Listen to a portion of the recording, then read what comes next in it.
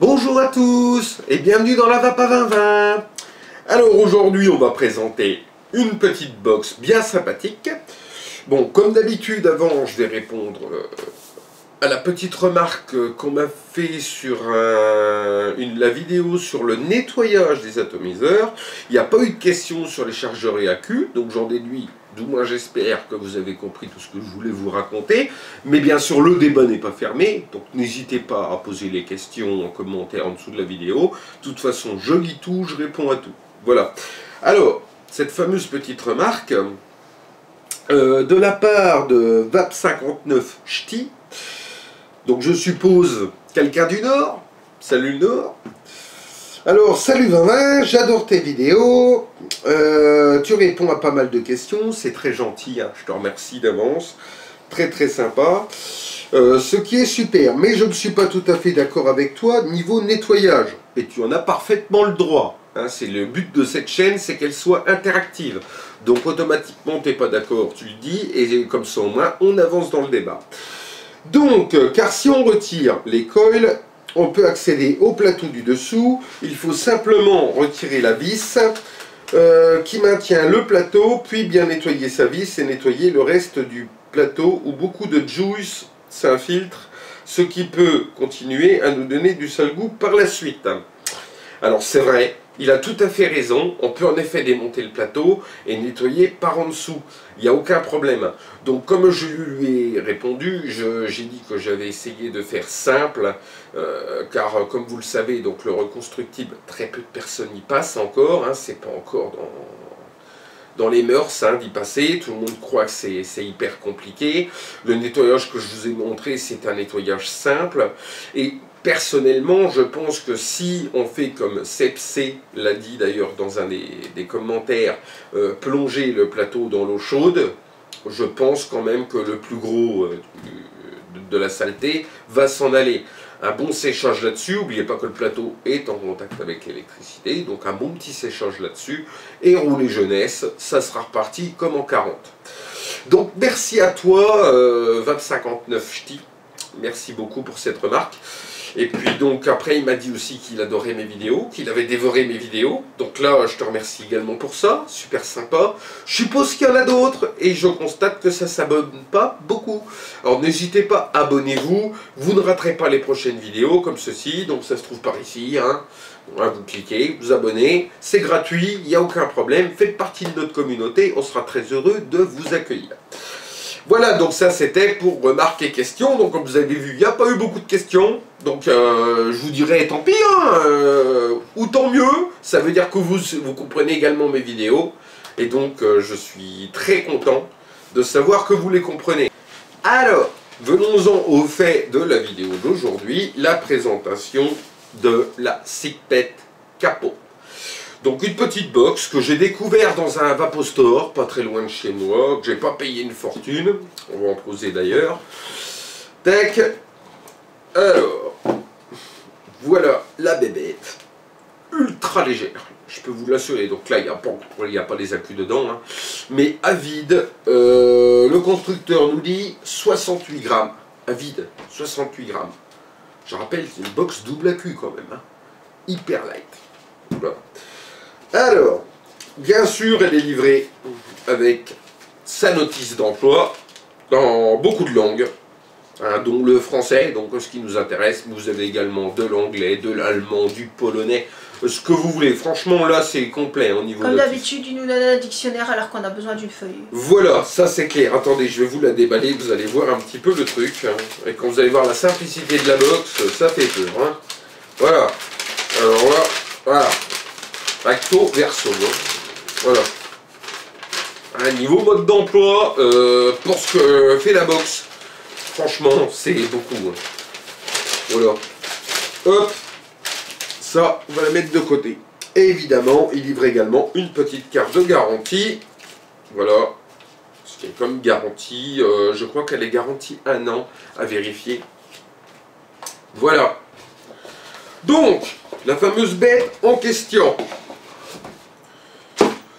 Alors, comme je l'ai dit, il s'agit d'une box double AQ ultra simple. Elle ne possède pas 500 fonctions. Déjà, elle ne fait que le mode wattage, puissance, si vous préférez.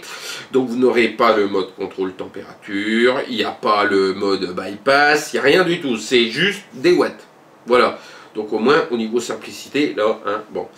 Alors, vous avez une fonction quand même verrouillage. On va voir un peu comment ça fonctionne, etc., etc. Vous avez bien sûr la petite prise pour pouvoir recharger vos accus qui sont à l'intérieur. Comme je vous l'ai dit, je vous le déconseille. Après, le faire de temps en temps, ça va, quoi. Hein, je veux dire, ça dépanne, c'est bon. Alors, donc, un pas de vis 510. Donc, 510, je peux vous dire, c'est standard avec... tout le matériel possible et imaginable. Vous pouvez mettre un peu ce que vous voulez comme atout là-dessus. Voilà, ben écoutez, on va se rapprocher un petit peu, et puis on va regarder ça de près. Alors, donc, voici la box vue de près. Vous voyez, hein, c'est gravé capot, un joli petit diable dessus. Joli diable, ça peut pas aller ensemble par contre. Ouais, moi je trouve qu'il est bien dessiné. Voilà, des deux côtés. Évidemment. Alors vous avez, d'après ce que je sais, 4 designs possibles. Là vous êtes sur le design Anya. Vous avez également le design Carp, le design Tiger et le design Samouraï. Donc comme je vous l'ai expliqué, donc vous avez un petit écran là ici, le constructeur nous dit 0,91 pouces, bon, un petit écran électronique, tout ce qu'il y a de plus basique. Hein. 3 petits boutons. Très facile à retenir, hein, puissance, plus, moins. Voilà, tout simplement. Donc on va mettre des batteries là-dedans, puis on va regarder un petit peu. Donc facile, hein, vous allez chercher là, c'est aimanté. Tac. Donc, on met les batteries. Donc le petit cordon ici, hein, faites pas la même bêtise que moi la première fois que je les ai mis. Donc le plus ici. Évidemment, ça passe toujours mieux dans un sens que dans l'autre. Ensuite, le plus là, tac.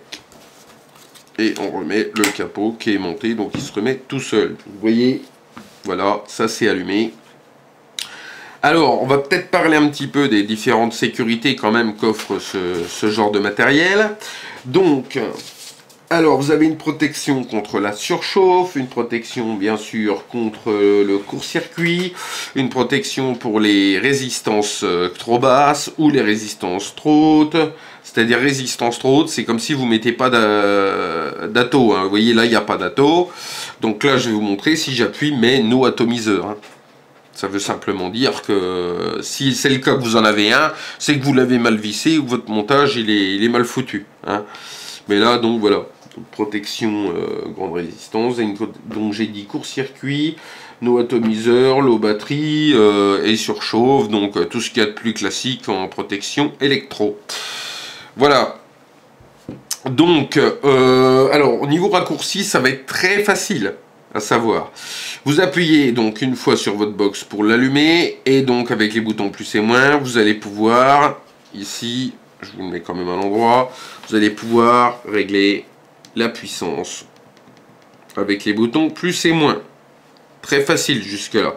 Le seul menu que vous aurez, vous appuyez 3 fois rapidement et vous pouvez remettre à 0 votre compteur de pouf. Yes or no. Donc là je vais mettre yes, tac. Et vous voyez ici que le compteur de pouf il indique 0, 0, 0, 0. Tout comme le ohmmètre d'ailleurs, puisque j'ai encore rien mis dessus. Hein. Et le nombre de volts, fatalement, puisque là, pour l'instant, on n'en voit que dalle. Voilà. Donc après, pour vous montrer comment ça réagit, je vais y mettre un atomiseur. En l'occurrence, mon Dead Rabbit. Voilà. Dead Rabbit qui sera présenté lors de la prochaine vidéo. Alors, comme l'a dit Yuki, en effet, on va présenter le Dead Rabbit. Je pense que c'est un bon atout pour débuter le reconstructible. Donc voilà, on le présentera à la prochaine vidéo.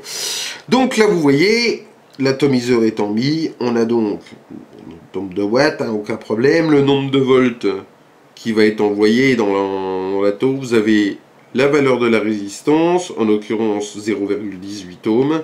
Et quand j'appuie, voilà, vous avez les ampères qui défilent et après le compteur de pouf qui revient. Voilà, donc vous avez vu qu'au niveau simplicité d'emploi, cette box, il n'y a absolument rien d'autre. Voilà. Donc moi voilà, ce que j'ai adoré, bon évidemment, hein, je vous l'ai dit, c'est le design. Moi j'aime bien ce genre de petits trucs. Alors pour les points négatifs, alors il faut savoir que tout est en plastique. Voilà. Donc fatalement, niveau fragilité, vieillissement, je ne sais pas du tout comment ça va vieillir. Il y a peu d'options de vape. C'est vrai que pour ceux qui aiment bien vaper en contrôle temp ou en bypass, eh ben, ça va pas être possible avec ce type de matériel. Et évidemment, là, alors, la puissance est limitée, hein, puisqu'on est limité à 126 watts. Donc 126 watts, pour beaucoup, ça ne sera pas suffisant. Après, pour d'autres, ça sera largement. Voilà. Donc 126 watts de limite, quand même à prendre en compte avant d'acheter ce type de matériel. Mais il y a quand même l'avantage du prix, parce que cette boîte là, je l'ai quand même acheté un peu plus de 20 euros, ça doit être 25, 26 euros. Voilà, c'est pas énorme, je ne veux pas vous donner le prix exact, vous pourrez facilement la trouver sur le web. Vous verrez que c'est quand même assez compétitif pour une box double AQ. Voilà, c'est pour ça que je voulais la présenter. Il faut dire aussi que ça va pas vous coûter une fortune à l'achat. Voilà. Eh bien écoutez, on se retrouve en plan éloigné et puis on va voir un peu comment ça va. Alors, allons-y. Donc, 8e prise. Je sais pas si aujourd'hui je vais arriver à faire la conclusion. Hein, parce que c'est 8 fois, je reprends la conclusion. Je sais pas si je vais y arriver. Bien. Donc, regardons comment cette box vape. Alors évidemment, attention, tout ne dépend pas de la box, hein, je vous le rappelle. Ce qui est important, c'est également l'atomiseur. Donc l'atomiseur Dead Rabbit, 0,18 ohms. Je vais vaper à 98 watts. C'est parti.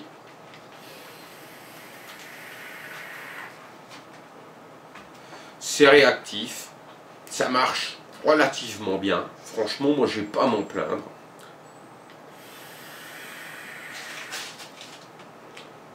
Deux semaines hein, déjà que je l'utilise, donc ça marche très très bien, sinon je vous la conseillerais pas. Voilà, puis pour le prix, ça vaut le coup de risquer. Hein, comme je vous l'ai déjà dit, je travaille dans un milieu hostile, donc je veux pas mettre des prix phénoménaux dans les appareils que je prends pour aller au travail, et franchement celle-là marche très très bien. Voilà, ben, il ne me reste plus qu'à vous demander de mettre un petit pouce bleu, de vous abonner, encore une fois, n'hésitez pas. Et puis, sur ces bonnes paroles, vapeurs, vapeuses, à vos vapettes!